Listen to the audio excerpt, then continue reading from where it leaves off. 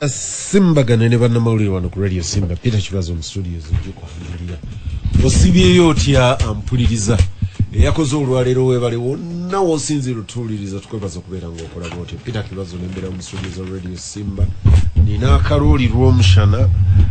yasumbuwa emizindaalo gyange bw'owulira emizindaalo gitambula gyogera oyo Charles. Naye nga wali sirajero bw'amata natuuka mbadde mbuuza Charles omanyi ne Charles yali akeera n'ennaku zino ebintu bizibu alabika okuva eri ekisaasi gyava mu Luganda bakuyitanga kuutawo omufuddu mpola mpola kuba nazze nengayi Charles lw'omushana ng'atera okukeera leero byamwokyereza wanengenza okulanga ajja asala entuuyo mpola mpola nemanyane nganti economy no ne bano olaba etuuka ku bano kati ffe tugume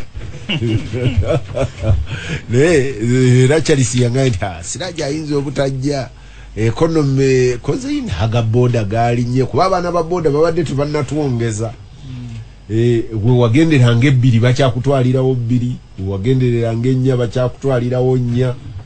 kati ababoda babadde tebannawongeza ne Charles aganti why bizibu ayinza okuba ye RDC musuubira RDC amafuta ayina ba DC government ebawe emmotoka ebawa amafuta John naje nabadde akawungezi yesterday when nabadde nensanga emmotoka actually tikabadde kawungezi yesterday afternoon somewhere awo munakasero olinga aine motoka ya judicial service justice of the high court I think bwe abaddeko ezo initials wali nga mukasana dereva ye yasigadde alinda omukulu babadde bagenze mujjanjaba ono nasigala nga atudde mu motoka ataddeko essawa namba n'ekintu ng'entuku tekunze nange ezaffe bangamba kati abaana ne kubitaala batuuka kubitaala nga jjamu omuliro wayo kankendeezeeko akoleeza ava kubitaala kakati ono era omusirikale we nabadde adanzigulira nfulume nangamba olabye bannaffe konzo wange nti yakatokota okuva lwe wayingidde okutuusa lw'ofulumya eri awo etokota nga mmazeeyo essaawa n'ekintu nga ngimaze munda ng'oli bakyamukolako ng'eri awo etokotako nze njawulo ezo Charles buuza abantu abatuwuliriza abaagalwa ate okusinga nnyo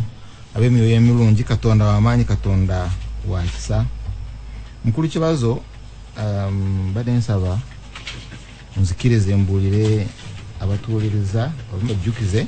basome ebigambo ekereziya byasomye eggulo ennaku 5 ogw'omunaana 2022 Katonda the good news Katonda jakulaga ekisa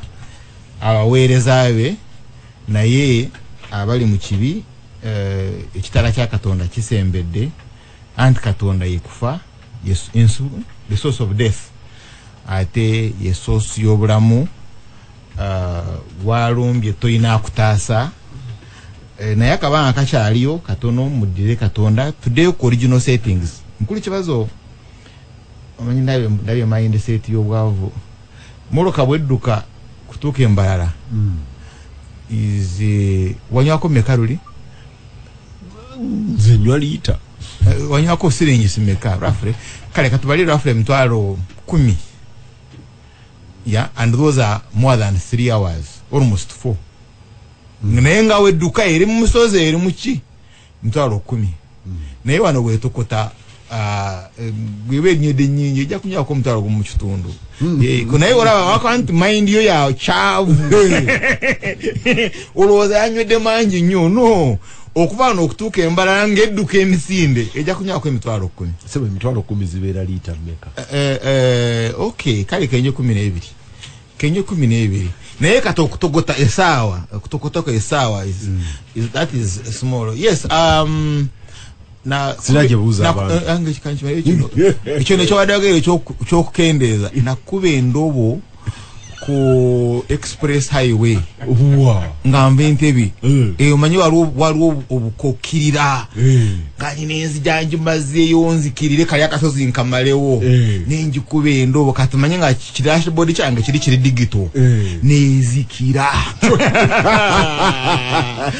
kakati within a second or two nalinga amaze sawa biro musawona natuyana because olinye break ekkuba ekigo ekyo kimu ekyokubiri ne break tezikola because ezikidde kana atenga olina okukitwala mpola because tosobola kujasanga eri mu gia olina okugireta mpola ogiteke mu neutral then that means inate kubanga weeri switch ino okubera okukiteka mu neutral gia okutambula ebyo nayo yino kubikola within less than kati ndobo wali ozikiza buzikiza ante ndobo nateka mu free isi endobo nezikira kati bwezikira obo yino kudamu toyasa oyino kugera mpola you have to check into gear eri mu neutral tevudemu and then okoleki oyasempola nendi okasa bayigudula kaneja nayenga yete soya kusiba naye gendo okujja nga adikasozi ninya nayenga antu ya siri chidamu I saw this because also wana kulinya breaks wado tokiliza ewanji kalombolombo ka president kukekere kada wana tera jama je ga kubye ndo helicopter ebaje bachindo ampuliza Gasimbagane Ne Bannamawulire Charles mwabavuga otote muina kuba ndobo ajukuba gutobimanyi gojio okasika mboto abakuba ndobo fe abavuga manyo fetu gwomanyi boja yo noleka mu clutch okano nojireka mu free kati mmwe mono na bononyi neko Charles toina kuba ndobo gwe tuli mu kirasi ya amafuta bampa nze nyina bekita bampa mbali yawo nambala ngwaja nkufulutanga ogende Gasimbagane oyogere de bampa oloza buli omali nga gwe mbadde manyife nembere tunyigira wamu ayiwe kibazo oli okay lero watu walese popcorns siyaje buza abantu abatuliza yonna gye muli malamusizaako soka kusaasira ab'ennyumba ya mukwano gwange RDC we Kayunga Jinva abadde eri omwogezi wa Uganda mu council ajesereko mutumba yetuvaako 2 days nga twogedde mu atalina kyanga nti ndi mulwadde in fact nampayo n'emitwalo 5 nga ndi mu district yo nkola bulungi wanwanirira nnyo namawuyege naddemu okufuna gaali gakufa Katonda asasire family yesasire naye amulamuze ekisa Linga tukogedda kabasiramu inna lillahi wa inna ilaihi raji'un fena tuli bakomba kufa era jalaze fena jetulaze okujja ko program ya jina dilo mala yebitolo by'emmere obebya muogo bimbagamba basome walu abatalifa kutoka katona ngazi ekyo sekimanyi kiwikiri nti waliwo atalifa ne basanga balamu nakyo kisoboka Katonda yaine ekisumuluzo kye siraje amawulire wekeno gabadde nnyo ga byabufuzi nnyo buli kibiina kibadde keterekero waliwo by election waliwo FDC lwe yagadde okusasula nuupu nayo negirekerayo ekifo mu by election naye amakulu ennyo gabadde mu minirishafo yakoleddwa principal wano ku bantu okusinga babiri abamanyiddwa Mapinduzi ne Tebandika w'ebbaali Speaker naga nti amuyina ebintu bimwabuuse bagira bakola balina ebintu balina okumaliriza kati ndowooza administratively ekyo bajja kimalira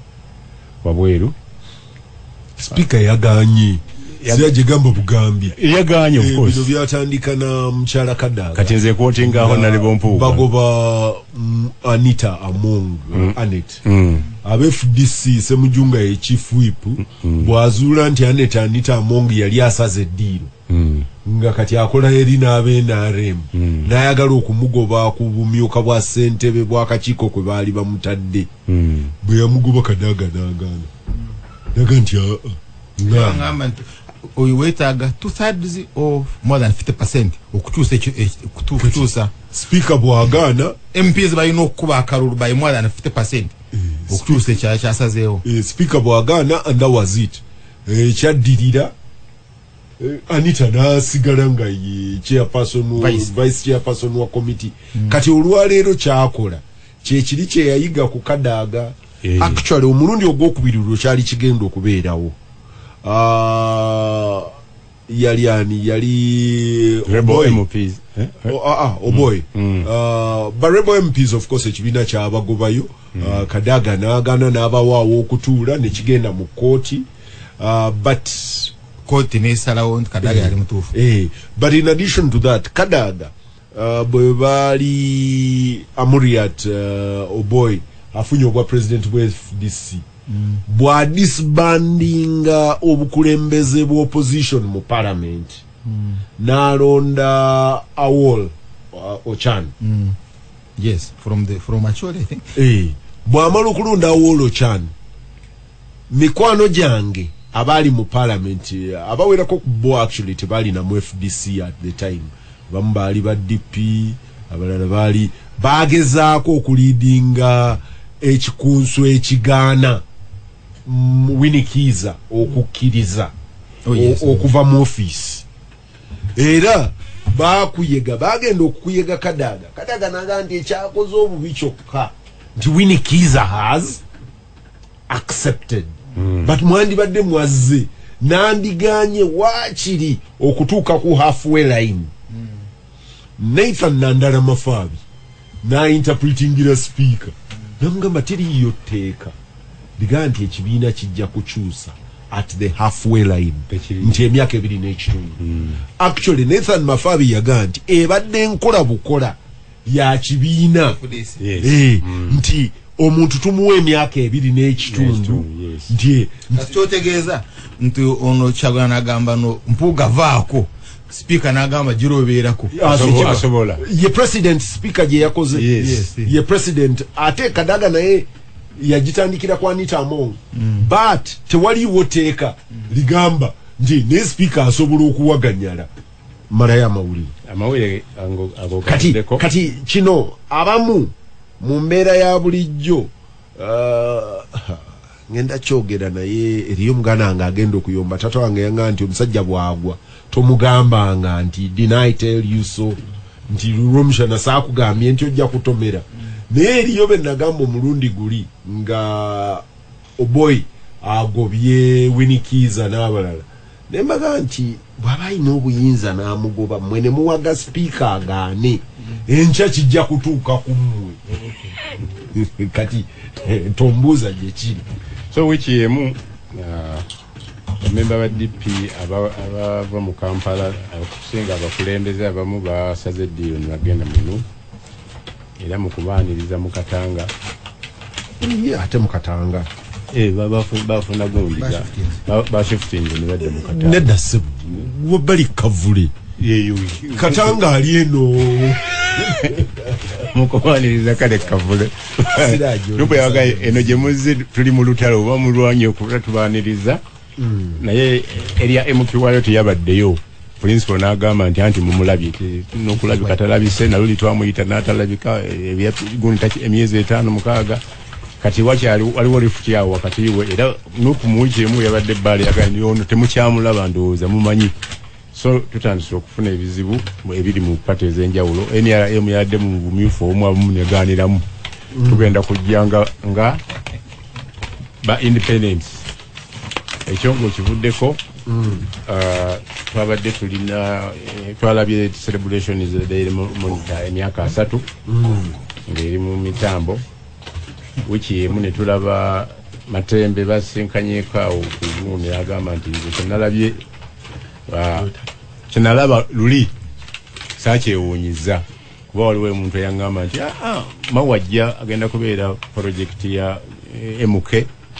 nga ye vice president naye baba nga bamulonze n'ekyo sijja kwewuunyanga nakiri at the same time bano ababadde bagamba Dr. Lulume tuzaawo DP yaffe sigayo tugitunge baba tuteka linnya ne babakuba mu budde bwe mu meters ntono nnyo nga bali kulaale awo kubakuli bakoza mu hozi project enanga ne officer bala bangi babakuzizza so kuseze nanga kuba yagambye tuli mikwano gye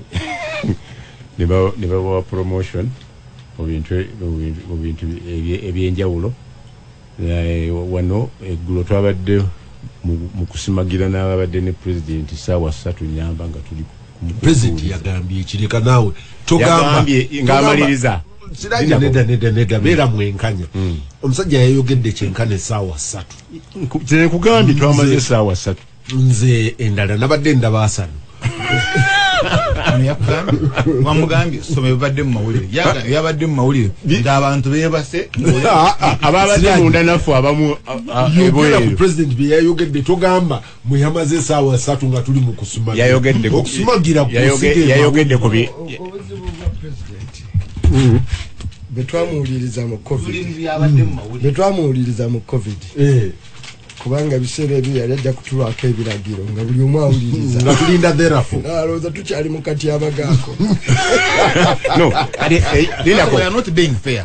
omulimu gwa Siraji kutuwa ebyabadde mu ki exactly ekyabadde mu mawulire president yayogedde saawa 3 nambuuza nti yayogedde ku ki kyengenda kwekyo ekyokuna beyabadde abuulira babadde babadde mawulire nabalabye sebo tewamba gwa mawulire zamu interpreting byatuwadde okujjako nga Siraji navugako emmotoka mu biseera bya covid nga nva Butambala twali tutambula nga president ayogera bujja ku luguudo olwo ng'olaba n'ebbali w'amaduuka abantu wali TV ey'olukale nga we bali bagezaako okukola ki okuwuliriza kati musajja wattu abamuwa ebirowoozo ne bamuwa bibi naga nti mubakwagala wagenda wala mbakuwuliriza wagenda wala ebya covid ne biggwa n'asigala ng'alowooza navuze n'adde ku luguudo lwe lumu nenvuga emmotoka nentuuka ewaka saawa 4 nga kitundu saalabyeyo omuntu n'omu ayimiridde wantu wonna awuliriza president ayogera ate neyekola bubi kubanga enjogera zayiseeko emabegaawo atalina kyagamba kati saabiwulidde saganze kumuwaayiriza ndi omu kubamuwuliriza ennyo kubamba nja mwogerako ku luno nabadde nkooyo ate nensangayo omupiira gwa omuntu yakoze omuntu eyamukoledde ekisa ye mulamu wange nankabirwa nti mu dakiika 15 ze yafunzizza ebyo byabadde bitegeerekeka nti senga president yatutte abantu bandigenze ku programu endala naye nga nkyali mu bibaddemu nga moderator wa program mbadde nkusaba kubiriza abana Uganda bawulirizenga president. There is a big difference wakati wa Museveni and the president of the republic. Bemba mwagala kuona okufa muwulirize president because he is in charge of your security, he is in charge of your life. No, checha katuna mubuza obuzibu bw'abana Uganda babuyina nayo biri Museveni. Nguo omuntu bamuyina ku buzibu ki yasoma nani byasoma nabo bonna abasinga Mungu yabayita abaliwo ffenna tetumumanyi tetumina ku buzibu obuzibu tubuyina na president. Yes. Tetubuyina na Yoweri Kaguta Museveni as a person, as a family. No. With due respect, tetuina kubeera nga tusagira mu ekyo banga tucelebratinga nda abantu tebawuliriza. It's a big misfortune. Charles Romshana. Yes. Abantu bayina okuwulira president wawe. Yeye nyini yagambye jo wawuliriza president. Emirundi ebiri girimu angambye nayogera rubbish. Charles Romshana. Yoweri Kaguta Tibuhaburwa Museveni yayogedde jo kumala essaawa 3 wamuwuliriza. Abaganda bagamba wamuwuliriza wampadde kofi wobunya ko bitoyogera.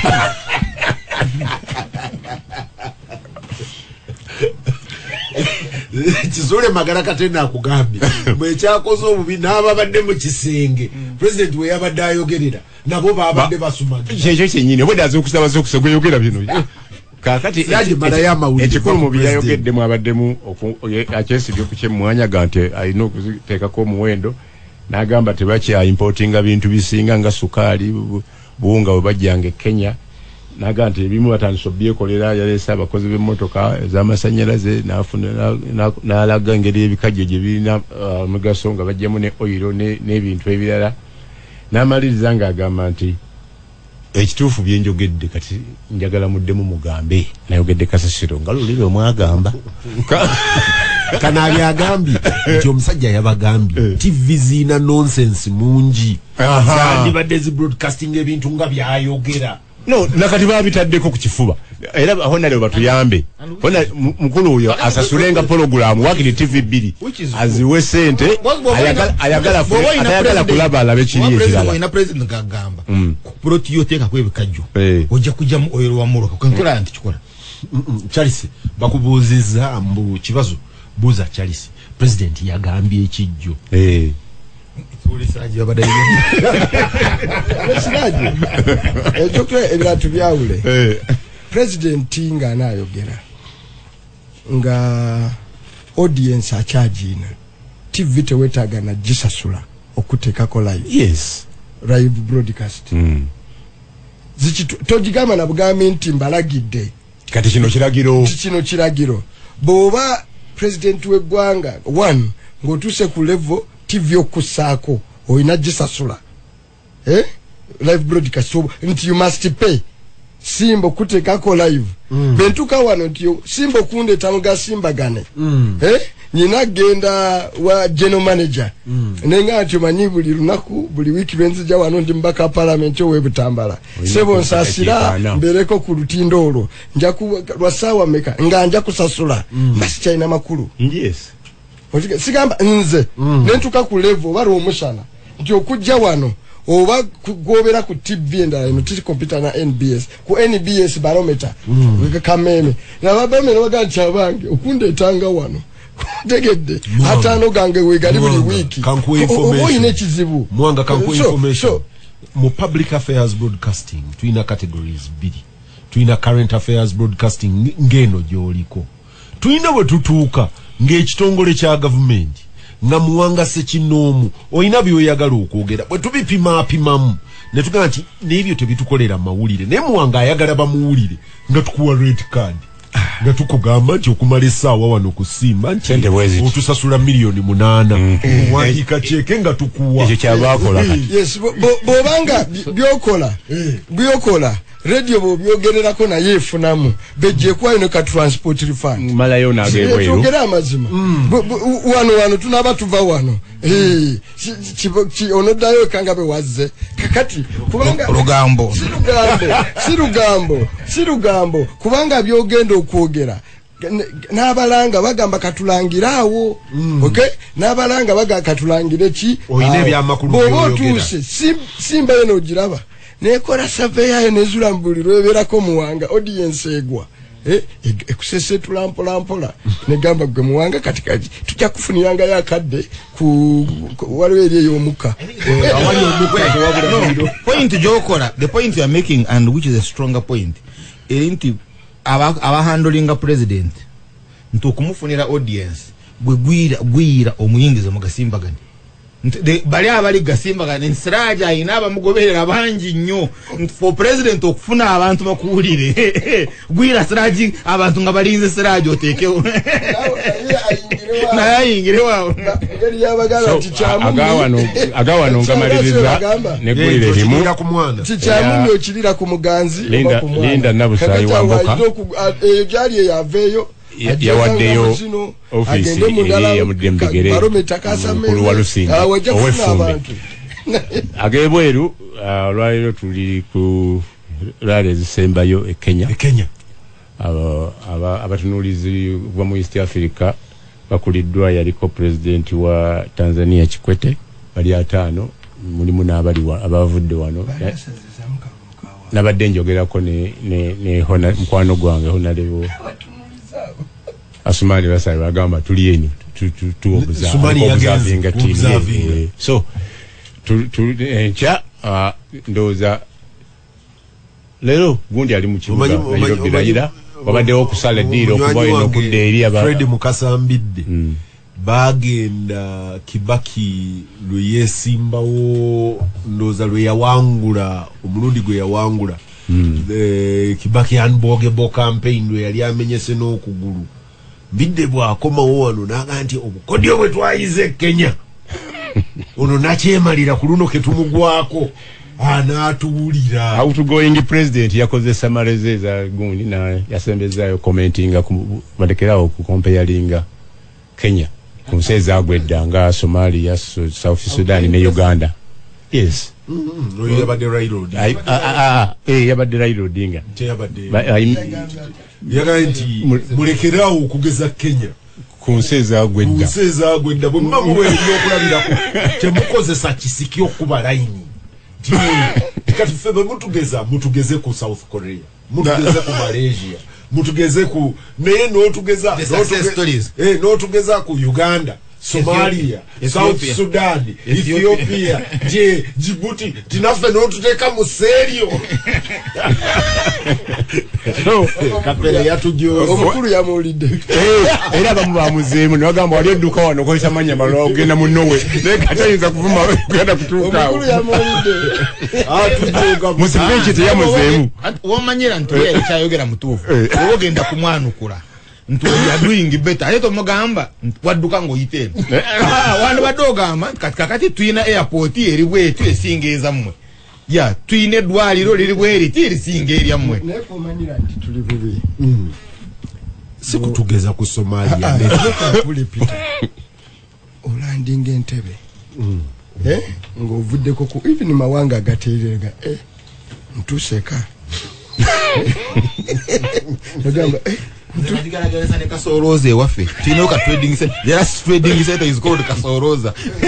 ugamba ntebe eringa Kasoroza bwoba ng'obadde ova Nairobi so which year yamale ennaku 10 two things Peter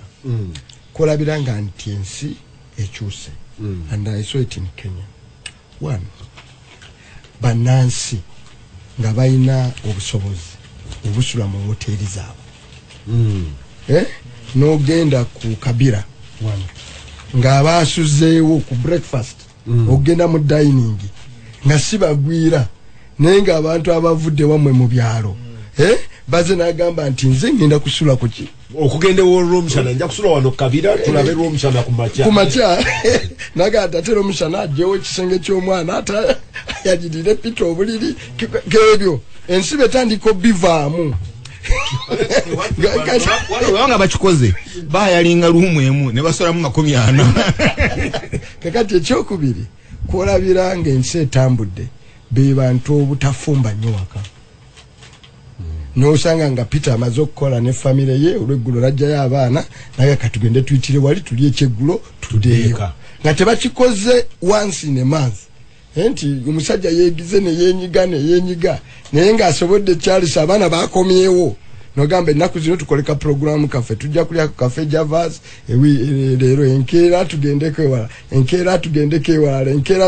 ewala bw'olaba ng'ekyo nga kibaddewo ng'omanye esumusa naye kati gwe Charles wagendako ddi ne famire yo n'otulako ne muli emmere n'okutamu n'oddayo nga teweera the closest I have come nawerekerako Peter Kibazo agenda ko birthday naye nasaba nnyo abange tebansabanga so bw'olabanga ebintu ebyo mu nsi ebinkuola ebyo by'olabako mu nsi nga kitegeeza bannansi balina mu luzungu kye tuyita disposable income. Omanyi Muwanga oyogedde nali njogera ne mwami Agasekalala ndooza kino ajja kunzikiriza nkyogere nga mubuuza industry ye ey'enkoko okukula naga nti wano okusobola okutuuka ku level gye twagala okulaga ebintu bibiri ekisooka bannayuganda balina okwongera okulya ebweru eating out nti gye bakoma eating out products zaabwe zijja kutambula speed nti n'economy yeyongere speed koze ewaka tubirya nti awakati mugenda kulya nga bwe mulya ki nga mufulumye ebweru ekyokubiri naga nti ekirooto kye kyakutuusa nkoko ng'evuganya n'ebijanjaalo ebbeeyi Muwanga atuuka ekiseera nga gane okugula ebijanjaalo ti ate obifumbe ku manda ate okola otya gaasi nti aguzeemu enkoko asinga ekyo kye kyali ekirooto kye nti awo industry ejja kuba ekuze naye kati ne Muwanga ali wali nti abantu balye eating out will spur the economy edduka emisinde naye nga mukyadduka kati otwala abaana family wabweru abantu manyi don't dictate ogenda okulaba nga Daddy, aren't you going to eat? I'm okay. Nebisera oli yangamba ke chiri kazo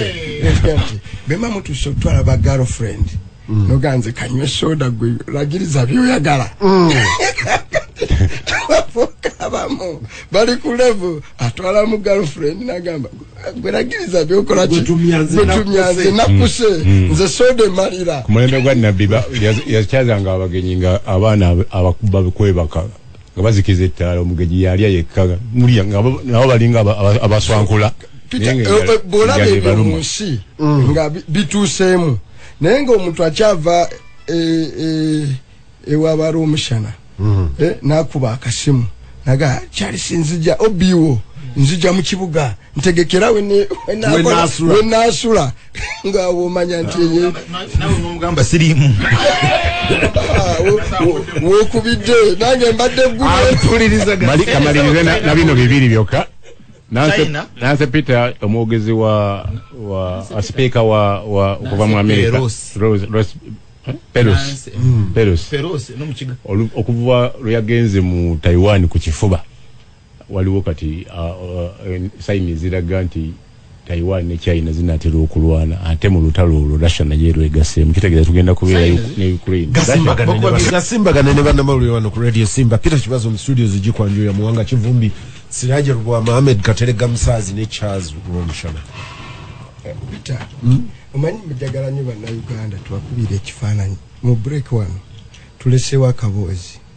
kubonero obulabika obulage neme takola ki etalabika nemusajja gwe wandize n'osoma omujiji nawanga siyo ono mutwala nawangala nnyo ne bakyalisi bano bempangadde nabo ebimu n'embiziga benandi badde sibimanyi odiganda naye oli musiru nnyo so ate ebyokumenya tebiri mu sitaani kubuddeko obubonero buli obulala obubonero obulaga nti ensi esuumuse okusanga abantu bannansi nga bakozesa ebisaawe by'ennyonyi byabwe okutambula munda of course n'ogenda eweeru nene munda kubanga ono Charles okuva wano ogende olw'enshama saawa meka lunaku lulamba bado nasembayo gendayo nalinnya basi nendayire eyo siddayo muzalukale so kakati problem eriwo nomala nze wano bwenva wano nti ngenda Butambala essaawa zino kati ngenda kumala essaawa emu nga nkrosinga wakati wa Kyengera okutuuka Ensangi musaawa sawa emu kuva wano okutuuka Butambala Kyengera Nsangi wanawa benve Ensangi otuuke Butambala dakiika 3:25 ne essaawa emu naye okuva wano tuuke Nairobi dakiika 45 ku nnyonyi n'olwekyo oba okyali Kyengera ng'owe Nairobi ali mu ofiisi akola ki acapa mirimu n'olwekyo tugamba abantu nti ako kabonero nakakakola ki akalaga buli osanga abantu nga jjamu ajjudde ebisaawe bikujuddeko bigenda bweru bokka omanya nti awo kitwala bweru mukyali ne tukola n'ekyehoyima mukyali of course waliwo birabika level of infrastructure ebyo byangu n'ebiyinza obisanga ne munda ebitegeeza nti bannansi balina ssente okusanga oluguudo ng'express highway tekitegeeza nti lw'omushana ayina ki ayinamu no osobola odusangawo nga bentero duyitako nga tekuli motoka naye nga oluguudo lulungi usage ng'eri zero. For instance owali otambuddeko okuva wano n'otuvuga oluguudo ono n'olutuusa either Munyonyo oba Entebbe section eriko abantu yokka yeno okuva e Busega okujja ogenda eno Kaleero Empereero genda bweyogerere bw'okwata wali oba ogenze mu baloodi era wali osasulirawo even before kusasula amazima tewali bantu naye ate baali bakola eri gye basooke watali bantu eno gye basembyayo nekyo tuli kyogerako oluki oba bonna obubonero obukulaga nti ensi eno ekoze eki esuumuse akala kakulaga okusanga abantu nga bakyakozesa emikono Peter olw'eggulogulo terulimba ogenda osanga abantu katono kateregara disi baba balima nga bakozesa kyapa goonya nabadde Mawogola mawugole eri ewachi Sembabule nempita omwo nengende mawugole Sembabule benabadde nzira iwaba Katerega nempitira omwo era olala nali ne Honorable Mpuuga ono nemugamba manyi tuli eno Kasanda tetukwata main road katuvugire Kasanda muno tugende tugwe Kakomero wala tudde nenga kitutambu ekakumiro nenga kitutambuzaayo kulaba mbeera abantu baffe bo quality of life nekikustrakinga mu Masaka nti ennyumba zolabanga zaaliwo nungi okusinga zabazimba omulembe guno osanga ennyumba nga amategula ogalaba yagizimba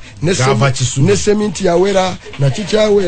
nakikyawera nosanga wabano Bakaterega bano e Masaka nosanga nga level y'okulima be bali balima emyaka ejayita obutooke bukati bonna busenyuse buna bulingo butaliko wadde erikusa omwana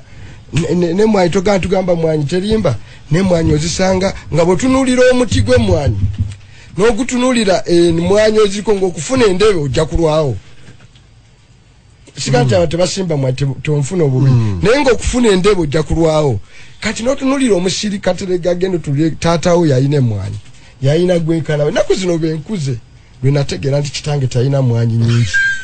nali ndowooza nga mpita kyamu nga ndowooza ayina mwanyi nyingi nyonyonyonyonyo naye nata ennaku zo benkuze neefuna ku ttaka negayo ono gwa boss yayina yiika emu n'ekitundu naye nga yayina yiika emu n'ekitundu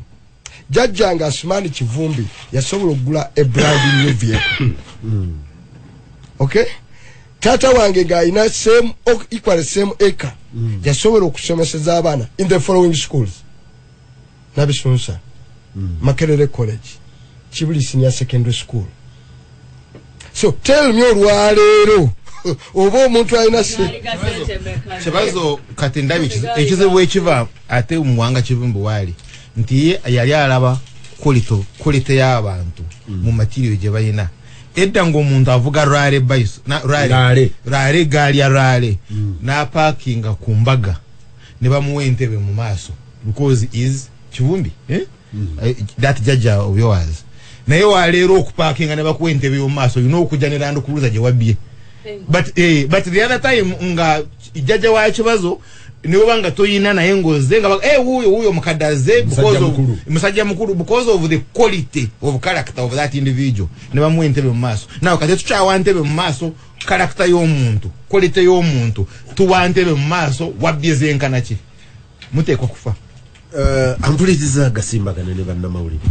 I think Muwanga wali Katerega njagala kujjawo gye twatandikidde nga babuuza president yagambye eki nenzikiriziganya n'abali mu studio lw'omushana abadde alaalika abantu balina okuwuliriza president balina okola ki ng'omutundu amaaso n'omugamba yagambye eki neetonze nagandi Siraja abyogedde naye honestly neetonda because I was driving ate nga sina ngeri gye nsobola okumotoka mulimu no it's bad it's very dangerous kubanga ovuga high speed nogenda mu yamuwulira juzi naye bakanga nasumagira nga awulira no kankuleko lumu muzayise mogerere I have never missed Peter kankule lumu muzayise mogerere umanyi akulamuza kisa lumu yankubira akasemu naye ndwawo kaddamu kati waiti naku nga bbiri nemukubira nemugamba mukulu nsonyiwa nemugamba naye omanyi gye nabadde yagikubanga teriiko ngambadde nkunoonyega ensonga lwaki simu yange teyabaddeko saabadde na battery addeko nangamba mukulu naawe ekisanja kino ekyasa kino eyo kyagiwanga ensonga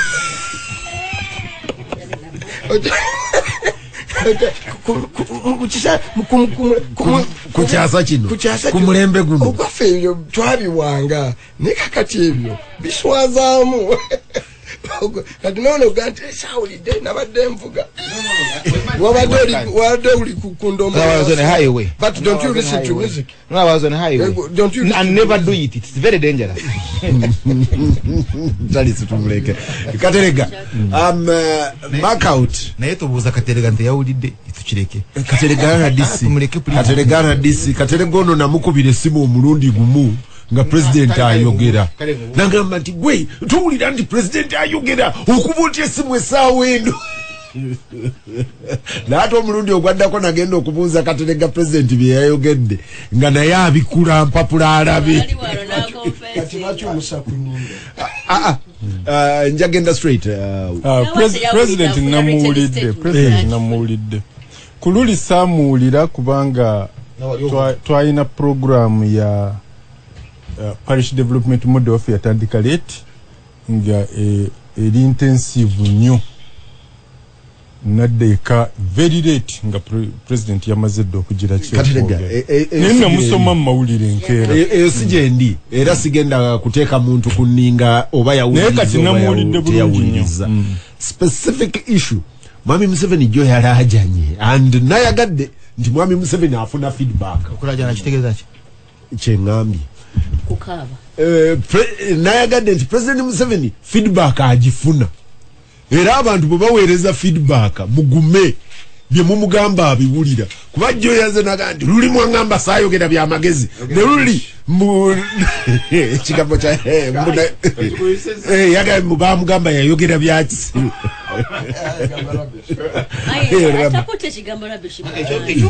is not rubbish. Rubbish is kasasiro.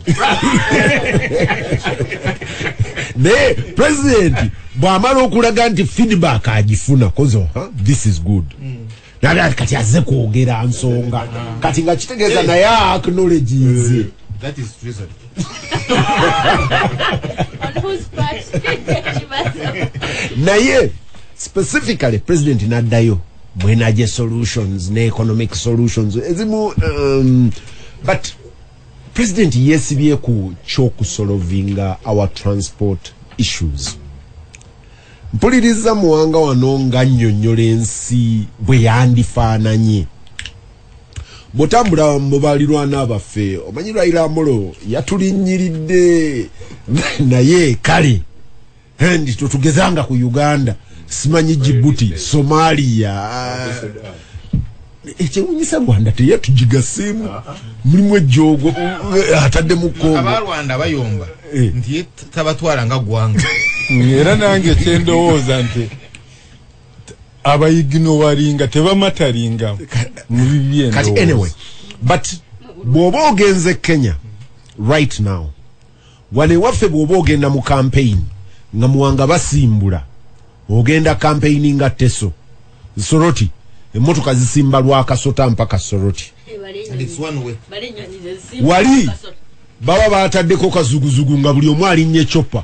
nga eriyo ne airport egenda okuba receivinga bwe nagwa ku Wilson airport abagenze Kenya abamanyi Wilson botuka ku Wilson olowooza oli Ntebe tufaanagana Mombasa erabisa bubi Entebbe okay Entebbe kati tumuzimba bupya Mombasa erabisa bubi Entebbe in terms of quality of business ne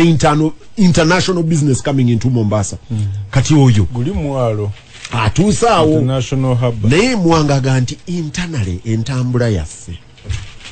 bino ngenda bimarking out Kateregga haulage of people okutambuza abantu wane waffe feffekka ffe tukyatambuza abantu mu mass transport nga mass yaffe abantu 14 batuula mu Kamunye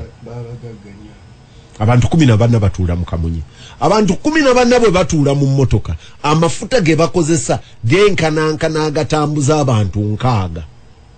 nga batambuza bus Uganda ekyalina dominance eya public transport ng'ekozesa petrol olwokuba obumotoka bukamunye bwe tujje Japan obusinga obungi nga 5 ku buli 100 bujja kuno ng'eri bwali tebuyina mulimu gufaanana wano kati kitegeeza butambuza petroli diesel yalina okubeera nga yakola mu mmotoka ennene tetuyina basi tetuyina train nenawuliriza president and guno mulundi gwakubiri nze mpulirizaako byenjagala siringa Kateregga ayina omulimu nti ayina okuwuliriza olukoloddoli era bwe nawulirizaako byensobola nengenda ndaba Arsenal nenga nti kati sawa za Arsenal zituuse president sanda mukama wo mugambe esawa z'omupiira bwe zituuka audience ebeere egenze n'entono gy'ayina ebeere mugenzeeko olulala bw'oba omupulaningira muwe essaawa emu also listening capacity y'abantu ina weekoma katereka interventions za president ez'ekirooto.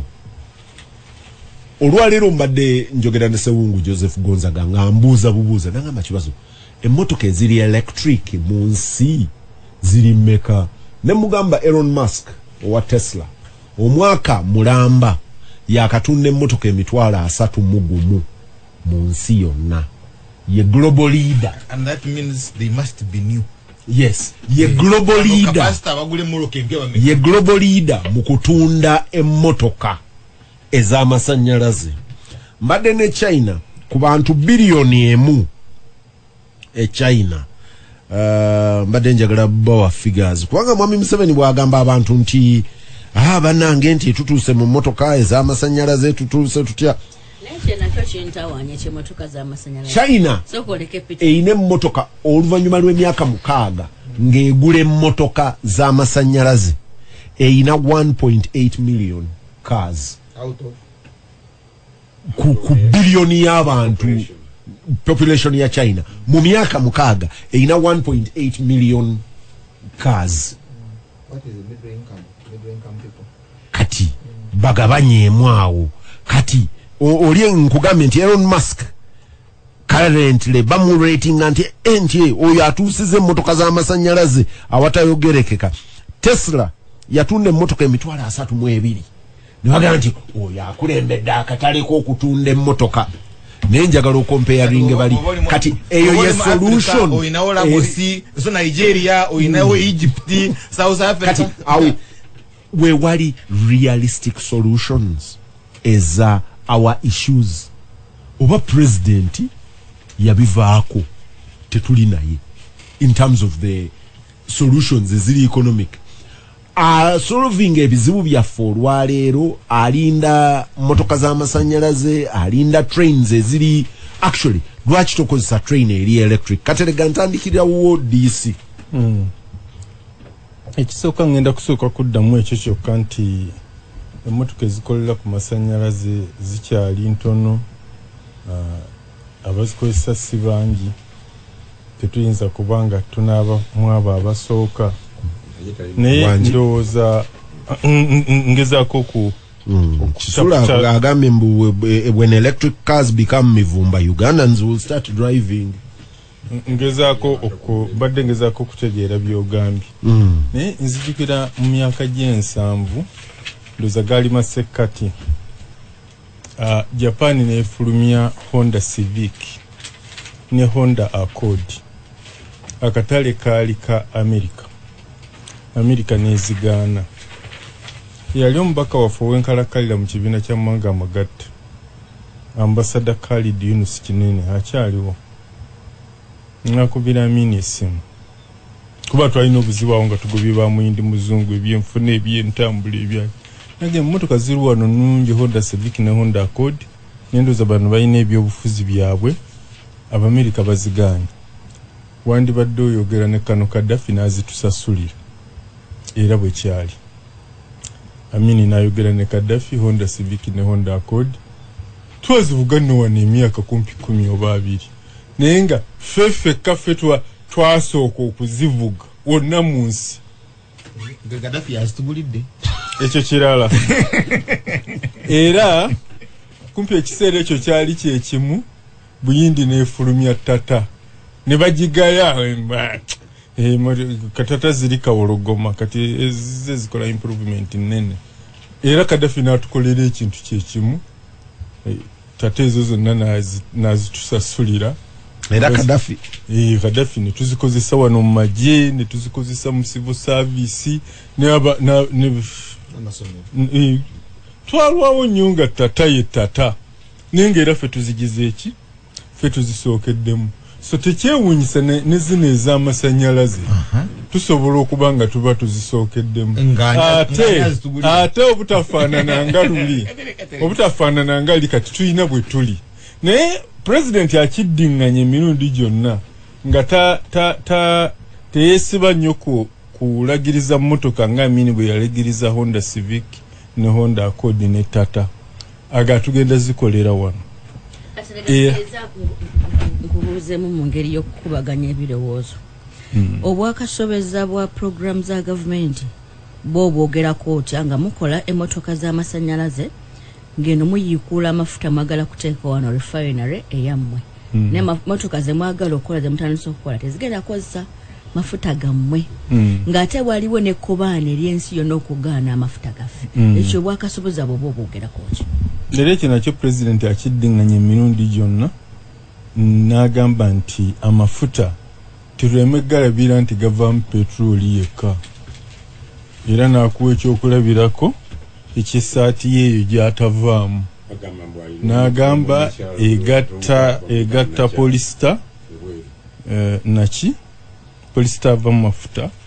ne pamba. Kwolite y'olugoye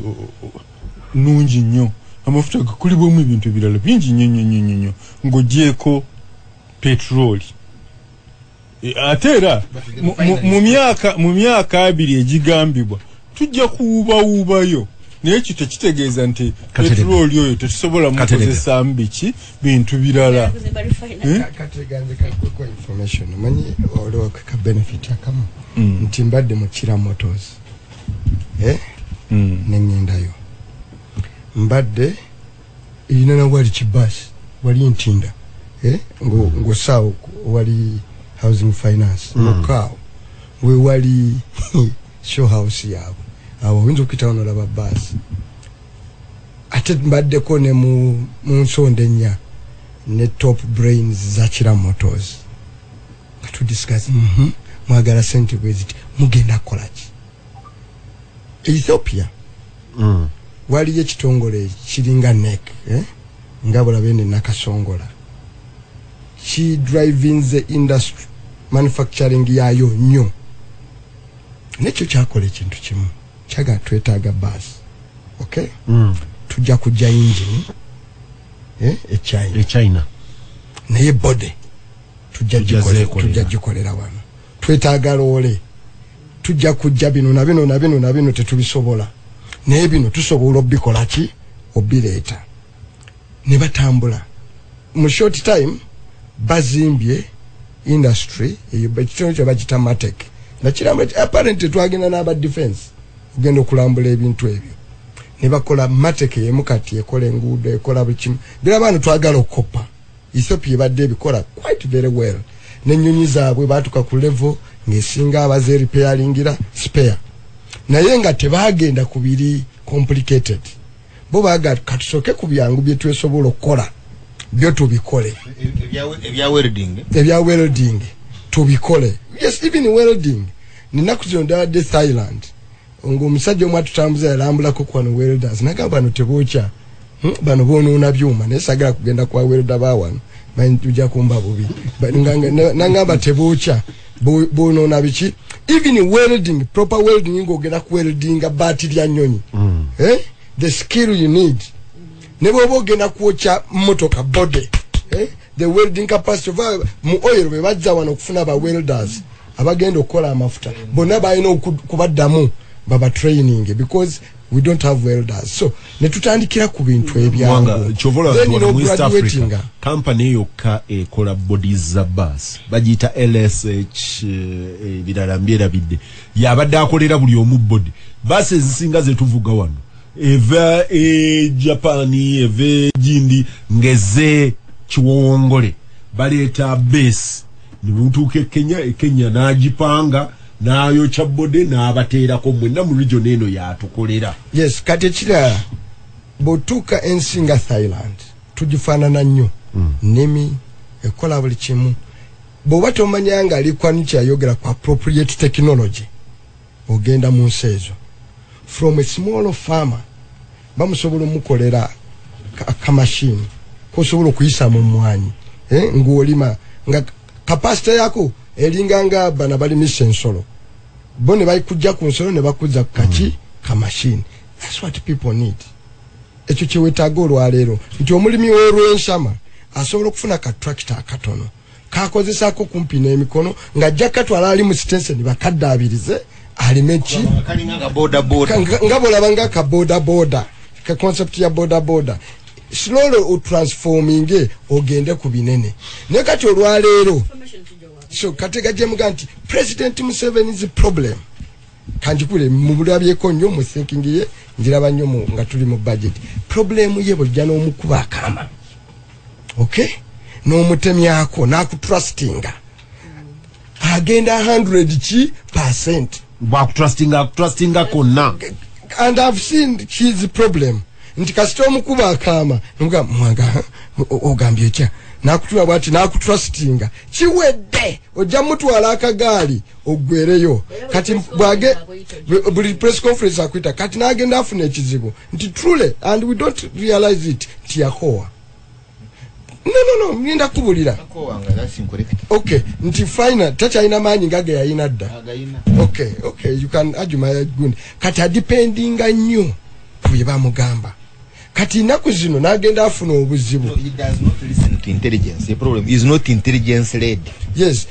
Kati yana badafuna proposal then najua ba intelligence expert. Ebyo nabinzo okutegeeza obukowo. Binzo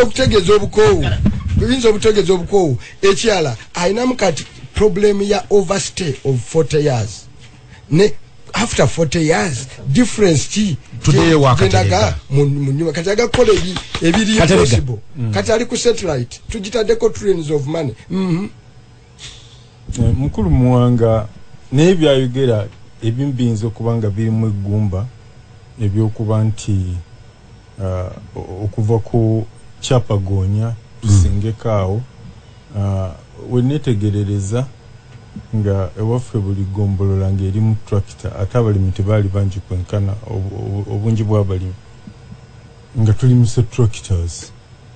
kakati atengo jekeze eza government ezali eza cooperative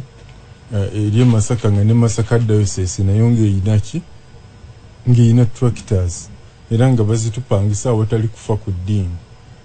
twalinayo diocese parish munga idiringa nabe Canada yo ne German bazungu vanyuma batabuka na amini ne bagenda naye nabonga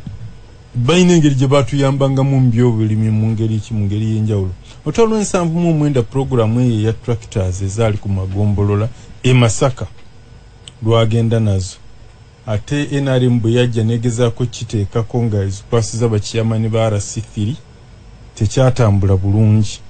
n'ekirungi mu kolini ya parish development model ebyo byonna mu ebiri so wanji madensaba ono Muwanga yabuziza Katerega yabadde tuyamba kutemera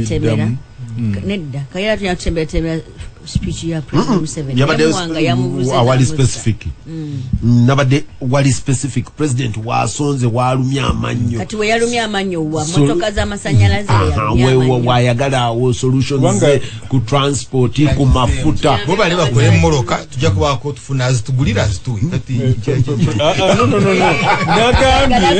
nagambye mu gyensanvu ekyo kyekyali kisoboka naye kakati mugine mu kyase kyabiri mu kino kyabiri mu ekimu mu kyase kyabiri mu ekimu tusobola okwekolera era president emirundi gyonna kati kuluno yalese n'abaki n'abapikipiki ezikolera ku masanyalaze era babaddewo Katerega eriyo omuwuliriza ambuuzizza abaddugavu nkiyite ntya sensuwa profesa byokuyimba sensuwa yali yayimba oluyimba olwo bw'olaba ekina made in Uganda totawaana nakutunulayo olinda olabe made in China made in England eyo nayo obona bw'obulwadde eyo colonialism. Let's lead this kubanga eriyo omuwuliriza ambuuzizza very quickly naga nti President Museveni leading trudge for electric vehicles nachi ku pichipichi ezimuwerekera kuliko mmekeza amasanyalaze ku convoy ye kuliko emmotoka mmeka ez'amasanyalaze mu State House wali yataddewo ki charging system eky'amasanyalaze ekiga nti I'm encouraging my staff sometimes to wetaga nakutandika na manufacturing ogamba nti omusolo ku mmotoka ez'amasanyalaze tugutemye ebitundu 5 ku 100 nti amasanyalaze agachaginga emmotoka nti gano unit bwe baba bagichaginga siringi 100 nti agachaginga emmotoka ku charging points tujja gachaginga siringi 5 you need to lead kachoboni na budget ejja wakuno okusomooza kwa katandika kuno okusomooza kwa katandika kati budget naye okutya kwa honorable Muwanga ku parish development model ate bo beba bitutekera yansinga okubimanya tractorization mweri nokozesa obumu obwo obutondo kati fe Masaka tulina n'ebintu bye twa identifyinze bitugenda okuteeka ko omwoyo ne bye tu exporting tongere mbongezi ki manyi nzikiriziganya nawe ntuyina ogenda nga tuva ku kyapa gonya era ekyo gye tugenda tewali kubuusabuusa Katerega naye okusomoza okusinga Museveni agenda kukola emyaka 4 nga mukulembeze wa ggwanga lino oyogera ng'eyazejjo nti gye tugenda President Museveni bwe yajja kuno President Museveni bwe yajja kuno ennamalere Uganda yayina mechanized agricultural point ennamalere abalimi abawerako actually mwami Museveni bwajja tractors ze baali bagaba mu bitundu abantu ne bazifuula transport equipment ne zitandika kutambuza kuziteekako byana kutambuza ki musenyu ne tractor wano zaaliwo mu mechanized agriculture project eya mwami Obote eyamala emyaka 3 ku myaka 9 gye baali targeted baali bagabye tractors by then mu buli district simanyi bungi bwazo oluvanyuma abazungu ne bazi reviewing ne bagamba nti bagaba tractors enkumbi ennene mu bitundu ebyali byetaaga enkumbi entono but there was mechanization and led by government kati olwaleero gwo ngamba nti awo tulaga 40 years later but nobody mechanized mwali nesimbonna Peter Katere gomanya bwerere Katere gonanya sigosanya okunanya speech ya President Museveni musajja kuwede speech ya President Museveni awo speech ya President Museveni weeri kuba yennyini azina gamba ti emwanyi tusuubula mmeka tutunda mmeka singa tukola mukawa twandikoze mti that was him in 1986 kati yennyini azzeyo olutambya luzizeyo mu 86 so Katerega waba ku relayingira President yayogedde tutaka kunenya ye ate kirala Museveni okujjako amagye ebirala yabisanga wano civil service center lavuwa ina program eno bakulemesa Katerega never tell Katerega that is a lie that I've told people to stop giving Ugandans mwami Museveni bwe yajja wano ya disbanding mwami Museveni bwe yajja wano ya disbanding Uganda police complete eriyo wa police olwalere ya recruiting Obote mwami Museveni yali ayagala okudisbandinga police eriyo wa police olwalere asamogerere yali minister w'ensonga ez'omunda n'agaana era teyagidisbandinga okujjako eriyo wa police ow'emyaka 7 abaali basinze empisa ensi eriyo wa police ow'emyaka 7 eriyo permanent secretary akola mu ministry nga ine emyaka 8 tubadde wano nga Museveni afuga nga Cambodia ekyali mu lutalo tubadde wano nga Vietnam ekyali mu luki mu lutalo olwaleero n'omuceere ogumu gwe tulya mu nawe ogenze wa Raila no olwaleero n'omuceere ogumu gwe tulya Raila naye ayina ebizibu byadde gwe tulya mu byalo guvaawa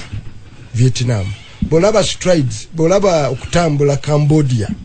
kwetambudde nolaba okwaffe ogamba ffe twava njaga tukkirize holistically si ku Museveni yeka because yeka si yakwali si yekrosteri ku president yeka tuwano mu Africa tulinawo ekizibu ekinene kibadde engeri gye tufugamu amawanga gaffe gano ffenna aba elite we are guilty ffenna naddala nze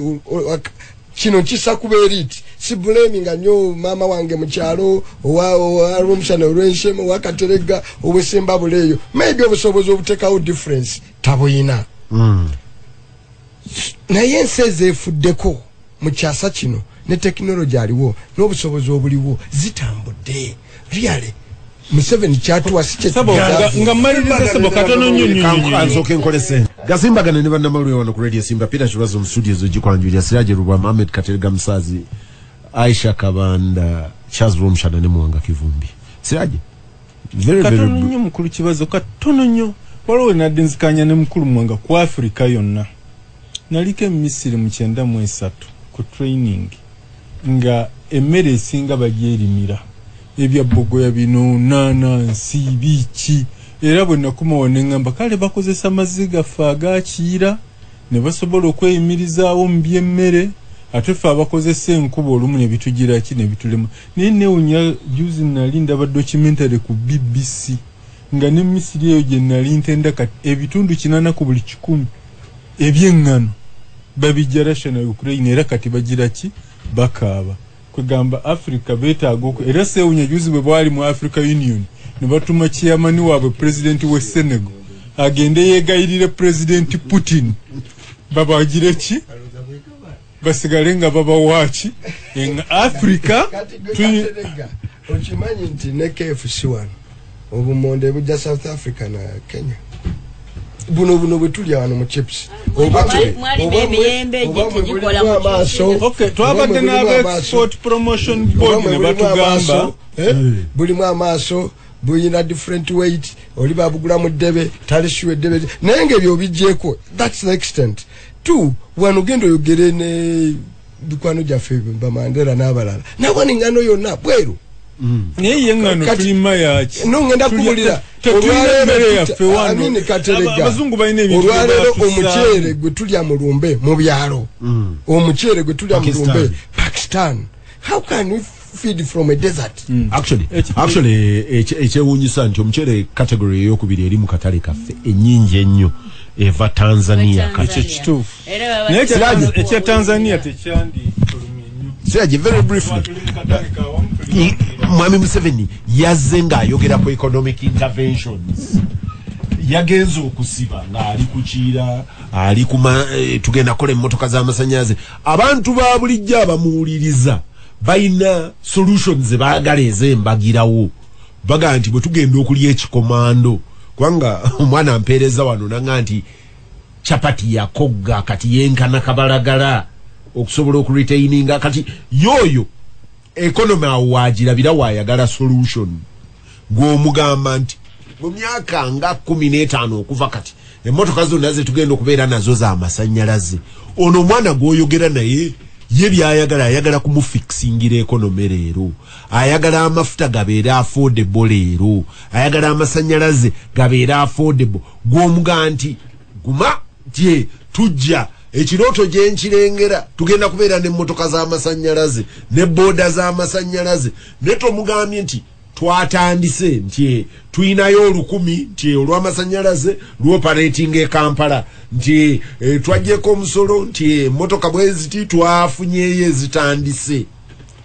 President Museveni yagenze okwogera nga waliwo ebintu ebitatambula ddala bulungi era ndowooza kyekimukomyawo ajja nakutuuka okukola daily speeches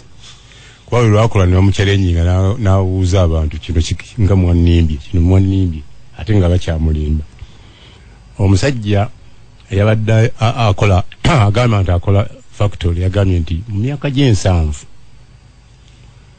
emmotoka twaziragirizanga wano nga bazimbira wano ku muliraano emu ku nsi z'okumuliraano naye tiyagyogedde kati gavumenti yakijjeyo bulungi era yakitegedde ndowooza twalabye bulungi nti emmotoka baadde baasi ezo bazaasemulingiranga Kenya n'agamba nti yadde zikyafaanana bubi mu maaso nga zitiisa tujja ku improvinga slowly by slowly neza amasannyalaze nga bw'oyogeza okutambula basi z'amasannyalaze olinga ayogerera Kampala Mpigi ne Mukono kuba oyinza okusanga amasannyalaze agali constant naye Seattle naye nga waliwo basi z'amasannyalaze nga zabwereere ng'olinnya olwamu okuvaamu eyimirira buli stage oba ovuddemu oba tevuddemu niyeyongerayo naye gundi working hours zokka bwe zikuleka ebisigadde weekola ki weesalira amagezi omanyi zino emmotoka kati ezisinga bw'ogivuga ku high speed ezidduka ogireducinga n'ogizza ennyo ku mafuta nedda ennyo tebagamba nti itambuli hybrid tebagamba nti bagenda kukola emmotoka ng'etambulira ku masannyalaze no engine capacity gye baagala okukola nga tekyetaaga kunywa maki mafuta ekyo nakyo ekyo mbadde njakituukako amachi amasanyalaze gaayo noba nga togitambuliza ku mafuta si kugitambuliza ku masanyalaze. Bw'oyogera ku Honda Accord ne Civic kateregeza ayogedde kaminizi yatuwa ku bwere ate nga mpya ne Tata toyinza kuddayo okufuna mmotoka zifaananga ezo naddala Accord. Civic yali nafunafuko naye nga Honda nali nsomaawo wa Sharita Bishop Sharita Kampala Business Institute nga Honda edda emabege ebere ekubuulira naawe avudde erwataze nti ono akola ki keep distance. The Germany's Honda is reversing. No kolaki no manya nti kati waliwo ekijja ekyo tekikyaddawo kuba ne yazitu watakyali mulamu ne mutabani we susuubira nti alifuna ku bukulembeze. Naye on a serious note, President Museveni yayambiddwa nti najja n'abantu ba expert mu buli kiyabadde ayogerako owagulikalisha yamuzuukusizza naye nga bagenza omulaga nga ate yamubuulira ekyokwogera nti kino kiri bwekyo yesebo President yatuyambye nnyo kukola kino President naye ayogera ebintu ebyo at a time nga okay yabadde so franka ku kyabuddula n'akola apology of course yadde amaze okuteekayo million 5 yafiiddwa naye ekintu ekyo tekigudde bugwi nga COVID bweba COVID bududa tuli mu fezi ya 12 olunaku wabeerawo abafa olunaku wabeerawo abafa tewali wayina planning ya kusettlinga abantu abo forever. Million towns zigenda kubasengula gibadde balimu ate bajja kusengukayo kuba wali wajimu bwebafuna amabugo gonna tegalina kigajja kukola ki kuyamba abantu abo nga tofunye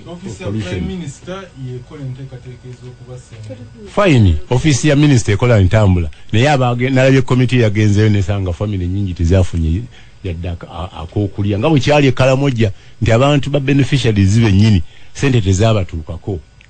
Bw'ogamba okulakulanya emmwanyi sooka otunuulire emmwanyi zaali zitya wajjira. Waliwo coffee marketing board, waliwo lint marketing board, waliwo boards nyingi naye bw'okibanga n'olwaleero nabadde last week mu kooti ng'abantu 1,400 bwekyabajjawo mwanyi ezitebasasulwanga abasinga sente baziwa kabona esasulu ono KKAA 240 abatali unionized bafuna ki bafunako kasente naye bonna bazirya bano abalala bakyalwana kufuna ki coffee marketing board etundiddwa abantu abalekebwa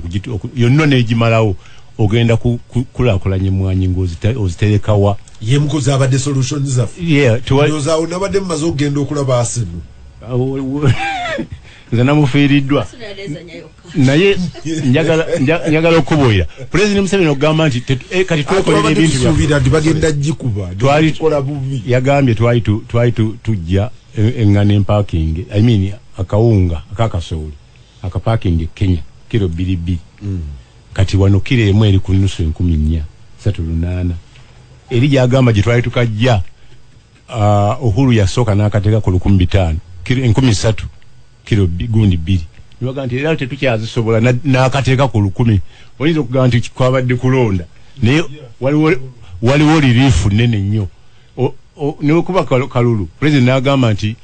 civil servants mbasazeeko mbongeza 12% with immediate effect. Ekyo ne bwe kiba kya kalulu tuyina shortage ya capacity to produce one ewaffe Uganda. Like food zirowooza nti Uganda yemu ku nsi ezandibadde zikaaba tuyina shortage y'emmere. Kyempulira lwakwanti siyina capacity ekikola ku research in real terms nti emmere gyetulima mu western mu northern Uganda mainly kasooli kati abakenya gye bamugula. Actually, for your information, loleza Kenya zibadde zijja wano twali wano ku program nga batugamba nti zivuga kyalo ku kyalo actually not bivuga Kagadi Masini. Yes, bamugula now kati advantage eyo nayo n'okuva eno bayingira munda ne bamugulayo. Kati the advantage webanga bagula kasooli. Yes, kati webanga bagula kasooli gye bamugula yonna tebamugula mu dollar. They don't buy it in foreign currency. Bamugula in our currency. Musiringi. So kati Kenya advantage je ina kufe bwebegula kasooli wano teyetaaga foreign currency fe bwe tuba tugula wheat kuba mu Thailand eyo najo yogera Pakistan yetaaga foreign currency and for us we need foreign currency anti nabo beetaaga foreign kubanga baleeta siringi ze Kenya ne bazikyusa no you see they use their local currency this economic integration yetukoze bwe bayamba in their food security ours is worse nto you know kufuna foreign currency okufeedinga abantu bo okulisa abantu bo for them they don't need that we're in a big crisis. The solution is in by the way so maybe tabo policies are government no zisoma line by line zona solution mwezili emu ku biggest challenge tuina mu gwanga is post harvest handling post harvest omusajja ono amumanyi we waffe Butende wakuno ku Kampala sijja mwogera linnya ngagenda alima kasolize yikezo tano nkubulya uriyo story nga kasoli amulima ate yateka koleka tractor yafuuyira yakola ki nga kasoli abala nga akala atuka kujjayo ngagamba bana amujja ngamba bulinde sente bweziti agenda okuwalamu nga sente zagenda okuteeka mu kujjayo kasoli mufunamu olina kubanga olimye mungi nnyo yali aline mungi nkubulya mukwano gwange yajja nangati kasoli ono omulaba nayitanga mwadima yalinga ate nga mumanyi kwana mwane ku motoka yange ey'amazzi ng'alina water challenge agenda amufukirire kati ngamba nampa nakulu munga mpitayo nantemera kwaga twala olieko nendeta nenjocha naye byatuko mukungula nga sente zanateeka be yakasoli egudde nateeka muse naganti sigenda kumujjayo kunze kwe kumuka nti kyobokola gwidira abatuuze obagambe boleta yiddebe emu nawe twala yechi emu toba wa sente atisto jezo okoze eki beyamaga kati mutaikewa kati omuntu atunda kaso until we lose 30%. Kati oyo Muwanga gwoyogerako peza. Yes. Moses bya Ruhanga yamulimeka yunga namuzimbira ekiyumba ne bamukongola namupanga nagenda waggulu nakuba ebifaananyi najjana nganti kasoli gwe nalimye ti mujitirivu obungi nandagana nganti kati wano twakoze bwe tuti yagenda okudda okungamba ti owaayi ti bino byabadde byetaaga okusomako okuyiga nti kasoli okuva wansi okutuuka wakati nti ekitundutundu okuva wansi okutuuka wakati ti kyonna obuuka bwakirya musimanyire bukola butya nti kati yafa bufi kati naye oyo ali exposed aina support ya government era yavayo naye akukuluma ngagamba government yandibadde eyamba abalimi ne basobola okutegeera yakola omusoma mu vision buli Friday yakola improvement wano tulina mukwano gwa fasanasiyo ono fena mumanyi alima nga ku katonga lumu yantwala wasula nga agenda okulima mbeera naye obeera naye mukazi we yagenda n'alimaawo n'alima simanya watermelon nakola yagendayo lumu ng'enkuba yatonye nga buli watermelon eri mu mazzi nga ziwuga kati oyo asanasiyo yalima maliriza nga president yabadde katembere kale clear nagamba ezo intervention ze mungamba nkole ku mafuta list yine engudo yasomyeko nako wanoga sizimana nayo tunazikoza kizino nga tusaza ku mafuta ayogere ekyo nge Kenya basaza amafuta ye muntu ayagala East Africa tuberenga tutambulira wamu ayongeddeko Sudan kati na Ethiopia ejja ne oyogera ku Ethiopia eri established mu byennyonyi wano sengene abantu singa Gasimbagane Ne Bannamawulire Aisha because nze njagala okwate president yabadde ne solutions ku mmere yagambye mulekerawo okulya engano nti nze sijirya nze ndyaki nze ndyaki yatugamba yali agonja na matooke mavumbike ne muwogo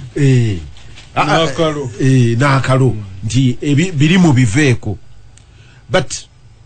omanyi ate twetaaga okubeera abenkanya ku mulembe guno bw'oba osuubira bannayuganda okulya amatooke nga ye stepo yaabwe tulina capacity egalima egasuplyinga wano ne gabuna maybe not shouldn't we be transitioning our people okulima emmere okulya emmere gye basobola but Aisha Peter government etwala bannayuganda okuba nga tebategeera kye bakola and we end up singing the same song. Nze kuva nga ndi mu secondary school nga tuyimba ebizibu bya wano bitukola tetubigattako value tutunda ebyaffe ebweru baganje bannakenya kati kasooli bamugula ku musiri tutunda ebyaffe ebweru ng'emmwanyi ku bbeeyi eya wansi ate ne tubigula ku bbeeyi ennene. Oyo amanya Mushego yali minister wa education then nabeera popular nnyo mu kwogerera ebintu ebyo mu secondary schools. Naye okubanga Prime 7 they are singing the song kati kyemre luyimbo tuyimba nze no ne speech sajirabe naye yavaako emabega kawenedde ko yona giraba naleeta omukugu wowe mwanyi natandika omubuuza byabuuzanga luli bwe tutunda mwanyi zino tujjamu meka kakale ate bwe tugira kaawa tugira meka ne beeraba nti bakolako ne kaawa ne bagezaako kumutunda n'alema tebagezaako kukola analysis kaawa gwe twakola waffe wano tutunde bweru lwaki teyatunda lwaki yafa ebire tubinoonya Peter weego kumala ekizibu kya wano number 1 manya ebizibu byaffe tubivuddewa ekisooka government esasanya sente mpitirivu nnyo bwe yakuba okola real solution ku gundi yaffe cut government expenditure. Is Prime 7 speaking anything to that? Bwabanga tanaba kwogera tusala tutya government expenditure talina kyagamba bannayuganda. Buli kana kutongera kugejjesa Parliament Prime 7 yajja bali bameka NRC we had a very small government we spending ennyo tebisala economy nge spending kuchi by 1980 twalina abaka abalonda obutereevu 126. We now have 529 something like that. Has the population grown? Population yali so many ministers, so many buli omu n'emmotoka ye buli omu n'abasirikale be buli omu n'abakuumi be okitegedde omusolo bw'oba oyagala okufuna solution ku bintu bya wano kendeeza emisolo bw'ona okendeeza emisolo people will go into production mu areas jojjako musolo. You know what we are doing? Tuongeza musolo. Enaku zino ndwadde baddusa nnyo mu kusavingera mu unit trust. Nindoza kulimo temwayongeza musolo. Budget yenu temwayongeza. No, we are talking about expanding financial base ne manya tax base. N'abadde twali musolo kati government luyimba lw'emanyi lw'eyogera olumanyi. Tukendeeza tutya informal sector eyingire mu formal sector ebeere nga okujjako musolo. Kubanga baga nti abasinga obungi bali mu areas wotulina wobasanga. Badde nkubuulira nti kati abannayuganda batandise okuyiya amagezi nti can we pull resources together. Buli omu wano bw'alina butono ne bw'obugatamu tusobola okuweza sente sobola okugenda natukola investment ey'amaanyi. Popularizing savings mu unit trust mu kimoki kati nagenza okuwulira nga minisita agamba nti tulina okulowooza engeri gye tusobola okutaxinga ku sente zaaki za unit trust ziyitawo zitya nga teziri taxed. So bw'obanga okyalina omusolo nga guli waggulu nnyo nga si kubeera bubeezi waggulu nga ne kyegusaasaanako omuntu takiraba in real value nfunye omukisa nembeerako mu state emu gye nabaddeko nga public transport yabwerere motoka basi zisimbaawo oba baziyita those real buses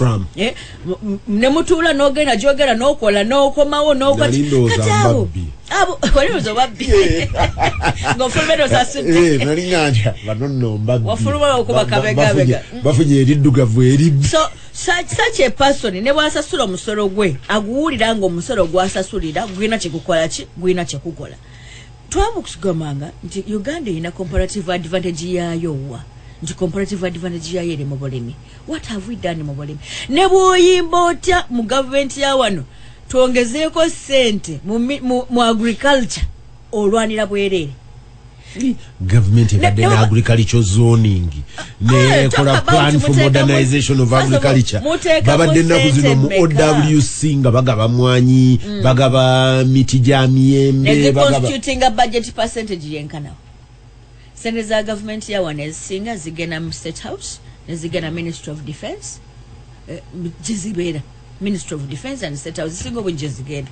agriculture yesinga okufuna busente obutono nnyo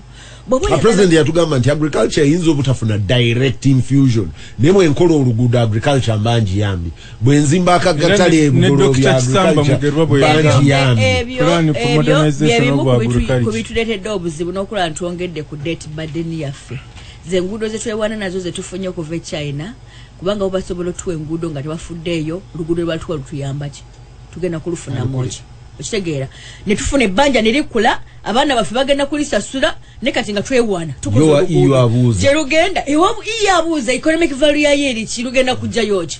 so eriyoze tuvuga n'ovuga okumala eddakiika 2 nga toyisiŋŋanyiza na muntu yenna na motoka zonna okujjako ekyamanda oba ekyenku problem ya programs za government mpozi oluvannyuma osanga kaliita Peter problem yaffe tukola programs za bwakasobeza kino kyambadde mbuza Katerega wano mu investing center nyingi nnyo mu mafuta mwagala kuzimba refinery ate musazewo mugenda mwagala kola emmotoka esajja consuming amafuta awo ntigali tunabaguza abale no Aisha hold Aisha amafuta gaffe ga katale naffe okugafunamu tuyina gagulayo buguzi amafuta Muwanga yatunnyonnyola wano nga total bwamala gakuba mu pipe ne gagenda ate naffe agaffe ebidomola byetufunye byonna tuyiwamu buyi ne bigenda mpaka eri amafuta goyogera kaga katali ensi yonna olwaleero ebadde egamba nti egenda kulekerawo consuming diesel as much as Gasimbagane Ne Bannamawulire so ensi yonna erekerawo kyeyagala okulekerawo consuming mukitaddemu sente nende mukitaddemu sente but meanwhile mwe bye mukola they don't speak to that you talk about pipeline nga prime seven ono yajja yogerera nga ali against okutambuza nga crude agamba raw materials tujja kutambuza raw materials fine but very considering bagandi byagana zero talk to tebachyogerako nze njagala kumanya agamba company amunene tekakuganya Peter when we talk about value addition 40 years buchanga president seven ajja kishe tugaseko value nga kiva mu bulimi ntikachitwe kigena kuyamba obulimi bukule kishe tugaseko value kyetwewana nakyo olwaleero bagamba engoye zaawo no tetuzambala ebintu tetubyambala byetufulumye bya wano unit cost ebaki let's speak economic sense egenda okundesa omuvumba gw'emmotoka oguyingira wano ngule emmotoka y'amasanyalaze Aisha nkusingako ku myaka Gasimbagane Ne Bannamawulire nine dakika zisigadde ntono nnyo njagala zigabanya wakati wa Muwanga ne Romsha Muwanga yeteesezza dde wedda Muwanga tulina okuwera emivumba era ebigundiza ffe zasobola okutambula amakolero n'emivumba tugiweze problem gyenyina ne conflict oluusi ye data gyembeera kati nga consumers effectively economy yaffe ye mu region yesinga okubeera with a inefficient tax collection tuli ku 12% for GDP. And says to reduce 16%. I'll come to you. The question is, obulafu afe ku tax really dawa. Obulafu afe ku tax te kulina ku tax zetuwa. Buli ku tax zetu exempting. Musolo gwetusonyiwa abandi guwadde. No, anti Aisha nkubulira nti tosobola kubeera na economy nga buli mwaka mwejjako tax za 7 trillion mwaka gugenda kubera 8 trillion abantu abandi wadde omusolo ne muguba sonyiwa okay ate betusonyiwa beba kati olwaleero alebe musonyiwa alebe muwa subsidies bemuwa bank loans ezitaliko bemugarantinga tuina contingent liabilities the 160 trillion zonna abagagga tubeewolera okay etwandi bagamba n'omusolo tokola ki tosasula twabadde tubateerawo akabega okwewola ne tubagamba nti n'omusolo tugubajjeeko n'amazzi tojja kusasula betwana amasanyalaze agali lowa obwo obusoseze mu byanfuna agali lowa kanze njega tumanje where is the debate olwaleero ani afeedingaku kati abantu baffe abanaku abasasula ku pampu katono nnyo Muwanga ekyo tekitegeeza nti emisolo tegiri waggulu emisolo basasula gya waggulu nnyo okujjako nti obutali bwenkanya ate buleetera obusosoza bala ne bataweera ddala n'akamu. Yes, so mbadega nti petwa tu pressinga for tax tumanye where tax, where is the problem actually nadenga abantu kati ogaggawala mu Uganda wetaaga ebintu ebyo kusonyiwa muki musolo kubanga kusonyiwa omusolo nga Simba n'ogijjako omusolo n'etasasula definitely omugagga wa wano agenda kusimayiringa. Ekyokubiri kufuna wa ufunira government guarantee nga gwe wula sente government nga tutaddeyo kachi kabega. I mean economy ina sente billion economy ina sente billion 2.7 jowo musajja wa Roko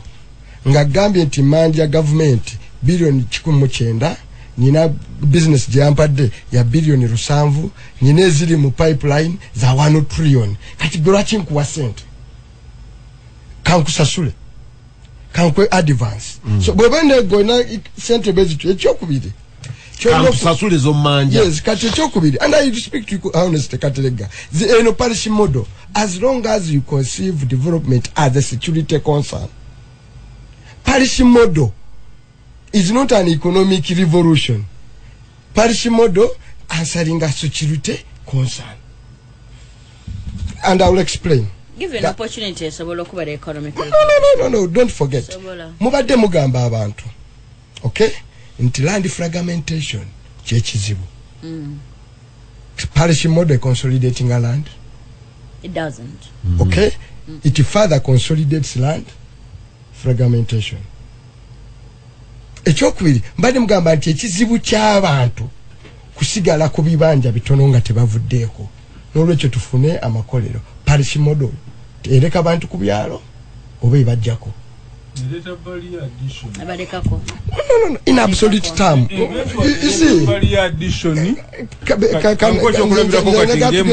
mpola policy model ebajja ku kyalo oba ebalekako eventually ebajjako. Okay, eventually. Now as of now, ibalekako. One egasigaza kabanja ko. Yes, egena kati policy model is simply a security intervention. Tukirekererawo. Era tegenda kukolerako revolution jegenda jikolako substantive. Na ye sigamba bantu ntembigenda munyumize na iga kati okubera libro mu bintu ndaga bifairinge nga tubawerekedde okutuuka we musula. No.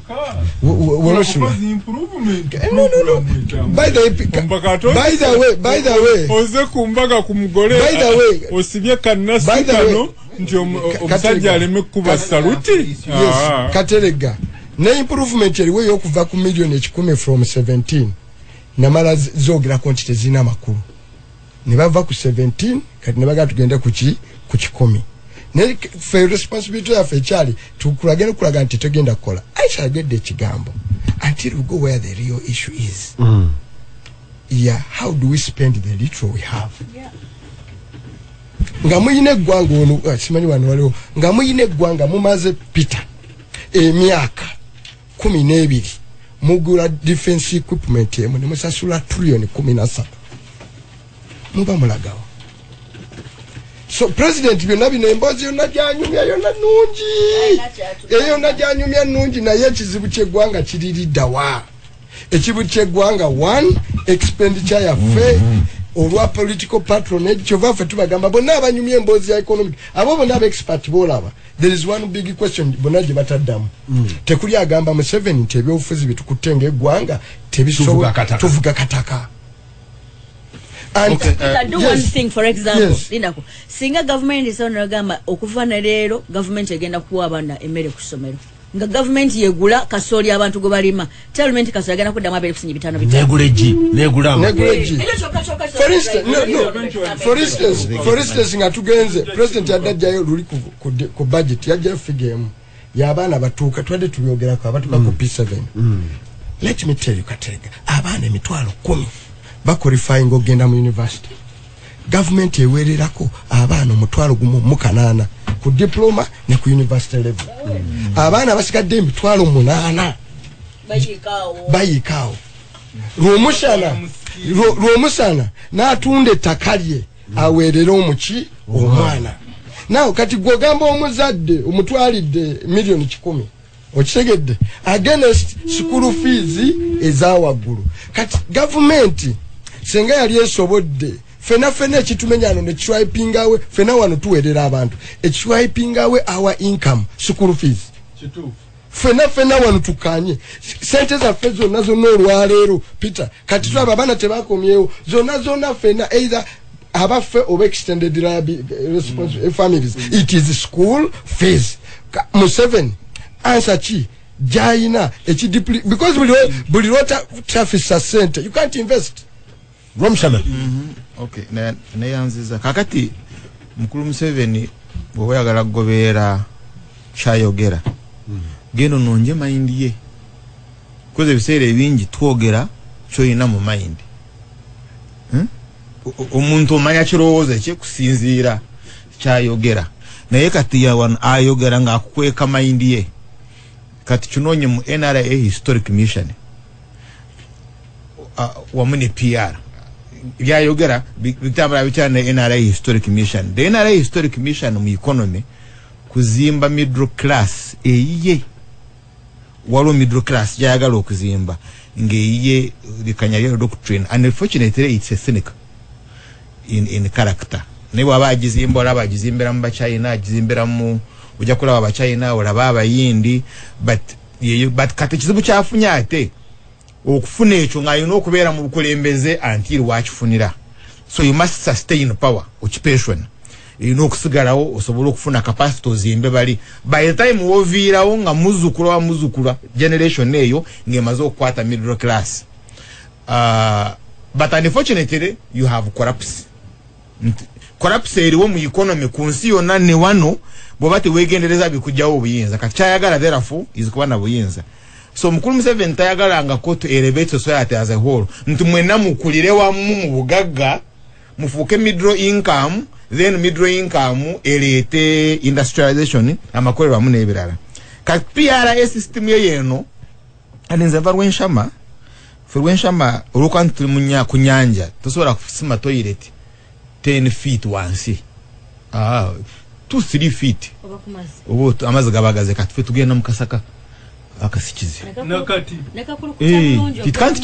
can't change mbozi bobozi me toilet ngo ugiza wagulu zino zemuzimba wana naye kakati wali tuina amateeka gafe oyita ku neighbor no muyita ku ne weyongerayo toyogera bingi kakati wano muina amateeka gamwe boyingira toilet o no garawo oli wabajja akonkona kati nali nebuuza omuddamu ki because abagana tebogera nga bali ogaba kati unabamanyi now kati ye mukulu Museveni naye bw'oli bw'onookinga n'anookinga baaka ng'oli bubi tosobola kusamba lugi. You get you can't use force kumujjayo ng'oli bubi bw'asalamu okurelaxinga n'abasoma amawulire. So you must look for a model bw'okuba toilet zibeera comfortable kati abantu basomera bw'abanga Muwanga Kivumbi yakusooseeyo ng'omanyi Muwanga Kivumbi yakusoose bw'okuba oluggi omuseka ajja kukukwata ate tosobola kumwegayira n'akuwulira ye tamanyi kizibu ky'olina kaakati omuleetera PR yo mugamba naye wali muluka genda bajjamu amataala wano ngira kati onoosome namba yaayo ng'enamba gy'osoma ng'omanyi ya Muwanga Kivumbi afuluma n'empale nga ziri wansi ng'enooyingira it's a PR system. Kakati gwe mukulu Museveni yakubaza olemedde mu toilet byayogera birala si byayina mu mutwe kyayina mu mutwe kibadde Muwanga Kivumbi mujjayo ntya n'enyingira. So bwagaba mazina ande badaga Muwanga Kivumbi nfa ndi bubi nfa katwana agamba kabajimazeemu ebyuma. So that is his PR system togendera ku byayogera. Don't follow what he is saying, follow a managing a crisis. Crisis ja managing nti abaana wano mu Kampala alone you have around 2 million people abayina okuliye emmere engano chapati zino zoyogerako sumbusa nebera mega olya ngambi mu chapati yabwe yakendera kati naye nako akatona akaliwo ng'oyina okukajja mawanga gawa bweru ng'oyina okufuna foreign currency. Now this foreign currency in the what eyo ngano n'amafuta bimumalawo reserve fund waliwo yankanze eggulo naye sinakufuna figures Muwanga Kivumbi nyamba nze mbadde manyi nti kati tuli ku 4 months nde ensimbi ze tuyina mu reserves 4.5 billion plus dollars zitwala for 4 months kati oli yangambe nti bazikozeseza already ezisigaddewo za mwezi gumu. Twasinkana ab'amafuta managing amafuta ga Uganda. I'm talking about reserves. Information ku reserve natuga nti amafuta gatulina mu ggwanga gatutambuze na ku B singa mafuta. No, I'm not talking about fuel reserves. Please. I'm not talking about fuel reserves. I'm talking about foreign currency reserves. Nti bwetubanga tufunye dollars eziva waweero eze tuyinawo zitwala myezi ena bwe kitewe kyabadde around 3-4 months ago kati oli yangambe nti wetwogerera zitwala for only 1 month twali tukozesa ku foreign reserves kati mukulu Museveni kyeyeraliikirira buli okoma okunywa amafuta wakoma okufulumya ku foreign reserves ng'aleeta amafuta mu ggwanga so he is managing a corrupts kati njagala ozibirize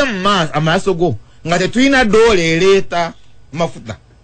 How are you going to feed these people? Njagala ozibirize maaso nga tetuyina dola ereete ngano. Forget about pricing teri wagulu nnyo. So you would have a crisis. Kati ya tunulira na pricing eja. Then finally, wakadde mukulu kibazo, let's look at poverty. Some extent, the whole extent. Mukulu kibazo njagala otunulire the poverty-led investment.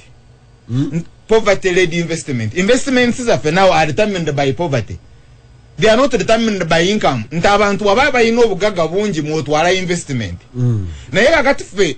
okuleta investment ng'otunulira obwavu bw'abantu. I will give an example from Ntinda kutuuka mu kibuga ng'oyise wano Bukoto. Waliwo petrol stations 10. Muntina Trading Center alone ziri total 4 petrol stations in the trading center alone. Now, no, ziri 11 ng'ogaseeko Olex eno bw'okyamba wano. That is Kamwater Street. Bw'okwata Ntinda Bukoto then n'okyama game ziri 8 around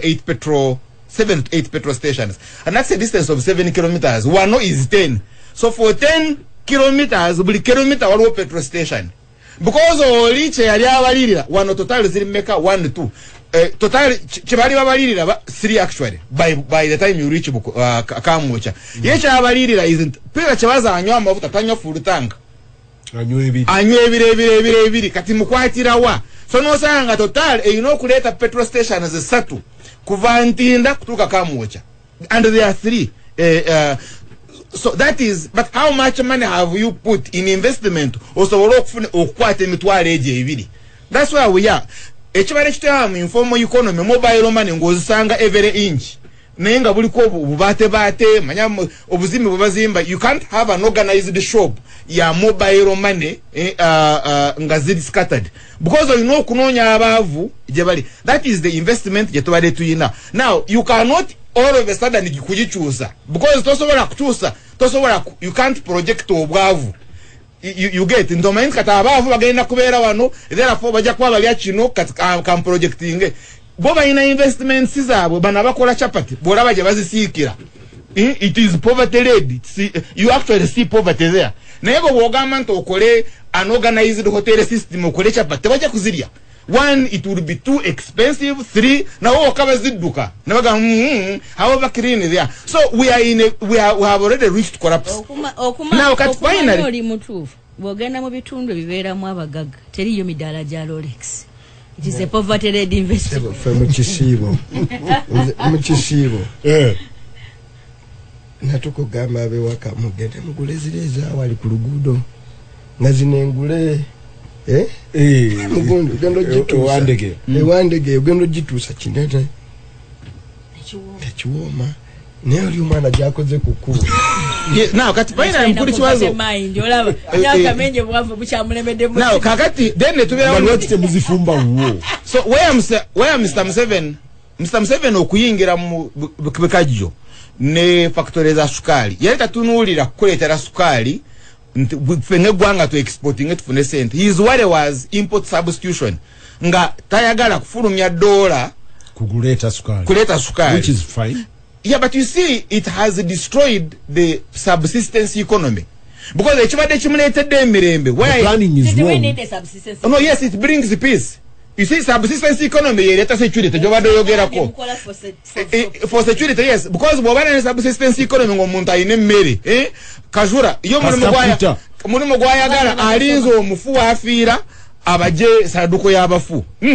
It does not matter how many you die. As long as in Mary, what is subsistence, and they are not mind if Tabafa politics. Now, at the whole of Busoga, you are running into food insecurity which kajo bunyoro as we speak right now but I mean if a chikajo chidese sent and it is later you see why it is later because bobo ine chikajo kuchitwala failure to plan bobo chitwala bobo limye chikajo okuchitwala ku factory afuna muyo nanyini moloka the one who is going to transport a chikajo from your garden to the factory, and unfortunately nanyini moloka nanyini factory ya kualoni ya kuteha kwa interest. Now the whole of Bunyoro, they have no food. Bogende wafe kanungweyo bagenze majani, they don't have food, so we are having food insecurity. Kenya yaga mere yafe, so there is going to be an uprising na inge extremely very destructive. It's a inconsistency mu planning. Ajja abantu abokubibanja byabatekeko amajani nebikaju yandi bada planning a workforce and there is corrupts. Nobody plans. Anti abantu abo kubanga bali amajani nebikajjo bandi badde basobola okufuna income nga therefore emmere ne bwerinnye ebbeeyi ensawo teri bitni ebyo byonna bituufu kati malesitolo y'ebikajjo wano bajja mu ggwanika lya Uganda ne bawoona omukyala Amina sente Amuru agenda alimye ebikajjo yabyokya wangi yabyokya mbadde bali be baabi mbadde nga bali abaali balwanira ettaka be baabi ne bannamawulire